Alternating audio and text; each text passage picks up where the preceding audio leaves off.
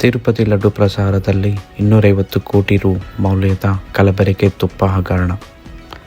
CBI ನೇತೃತ್ವದಲ್ಲಿ ಎಸ್ಐಟಿಯಿಂದ ಬಹಿರಂಗವಾದ ಅತ್ಯಂತ ಆಘಾತಕಾರಿ ವಿವರ. 2019ರಿಂದ 2024 ನಡುವೆ 68 ಲಕ್ಷಕ್ಕಿಂತಲೂ ಹೆಚ್ಚು ಕಲಬೆರಕೆಯ ತುಪ್ಪವನ್ನು ಪವಿತ್ರ ತಿರುಪತಿ ದೇವಸ್ಥಾನಗಳಿಗೆ ಟಿಟಿಡಿ ಪೂರೈಸಲಾಗಿದೆ. ಈ ನಕಲಿ ತುಪ್ಪದ ಅಂದಾಜು ಮೌಲ್ಯ 250 ಕೋಟಿ. ಈ ಕಲಬೆರಕೆ ತುಪ್ಪವನ್ನು ನೇರವಾಗಿ ಭಕ್ತರಿಗೆ ನೀಡುವ ಪವಿತ್ರ ತಿರುಪತಿ ಲಡ್ಡು ಪ್ರಸಾದ ತಯಾರಿಕೆಯಲ್ಲಿ ಬಳಸಲಾಗಿದೆ.